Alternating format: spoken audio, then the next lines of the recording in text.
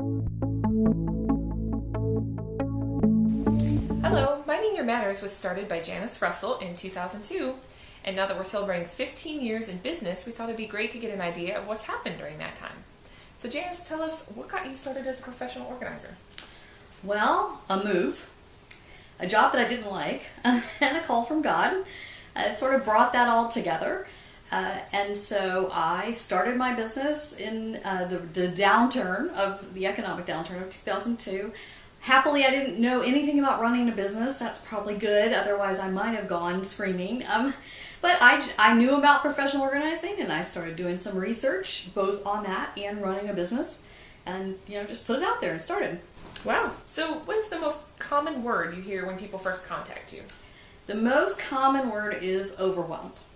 Okay. That's been very consistent during the years. Interesting. People are overwhelmed by the amount of stuff in their space, by not knowing what to do with the stuff in their space. Papers actually still is the sort of the number one, and that can be both in the office and in the home, is being overwhelmed by papers, too many of them coming in, too many of them are staying somewhere that they shouldn't be, or are being filed but then not being found. So overwhelmed. Wow. Definitely the biggest word. Okay. So 15 years is a long time. What is the most important lesson you've learned when working with your clients? That there's not an end point. I often say that it's a journey, but it doesn't necessarily have a specific destination. So it's not like you're going to Hawaii for vacation, because you know where you're going.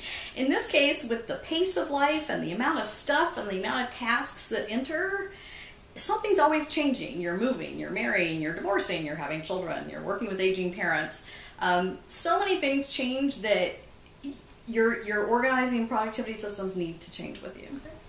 One of the services you offer is speaking services. Tell us a little bit more about those. So I actually started speaking in middle school. I won a speech contest way back then. And of course, having been a teacher and then working in a training in a corporate environment doing some training, speaking just came naturally. And organizing productivity seemed like a natural fit for for speaking. So I really enjoy interacting with audiences, finding out what their pain points are, giving them some information, but helping them discover what might be helpful for them in their situation, whether it's, again, organizing, productivity, or a combination. And then having them leave with one or two specific small things that they can actually go implement right away. So you created something called the flexible structure method. Tell us about that. I learned early on in my speaking, or I noticed, I should say, that I was using similar words. I was talking about boundaries and choices and habits and flow, and it occurred to me after doing that for several years that these were words that were really crucial to organizing and productivity.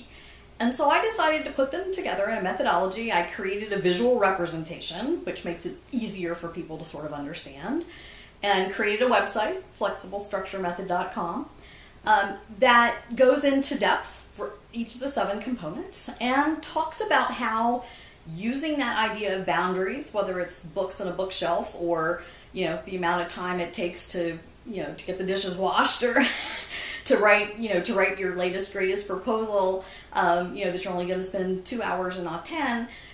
Those concepts can be used now, and then they can be used later when you're in a different job or a different home. And having an idea that is constant or a component that's constant makes getting organized or being productive a lot easier than trying to recreate everything when your circumstances change. Oh, wow, that makes sense. So 15 years, what is one of the biggest changes you've seen in that time? Hands down, it's technology. I started with a fax machine in my office. Digital cameras were not common. I mean, maybe it was 50-50, I don't know, because I didn't get one for several years. But film cameras were pretty much the way to go. Cell phones, which were not smart at that point, they were feature phones, were usually only used in the workplace. Landlines were really the most common at home. So, we've gone from that to, of course, smartphones, and then, being able to talk to each other via Skype and FaceTime and I don't even know what else. And so that's changed how we can do business, because now it's not just hands-on or just phone conversations. I've had people that were doing Skype and they're taking their computer or their phone and they're showing me the space that we're talking about. So it means that I can provide virtual and hands-on or a combination thereof. Okay. So, hands down, the technology, which, the other piece of that is that it's really changed our pace of life. So that's sort of the other biggest change, but it was driven by technology. All right. So any idea what's coming in the industry in the future?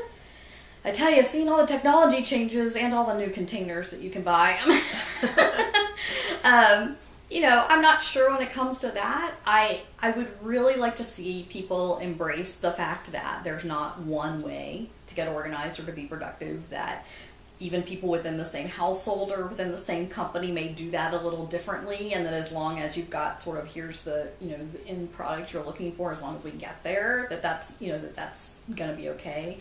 So that would be the one piece that not everybody uses a single kind of system. And the other piece would be that people really, again, they embrace that idea that for some people, organizing and productivity are never inherited. But for some people, it's more logical. It works for them. They sort of get it intuitively. And others need support in that, and that's okay. I really wish people would feel that that's okay. Any other changes? I'm guessing they're going to be really driven by technology and what happens in technology.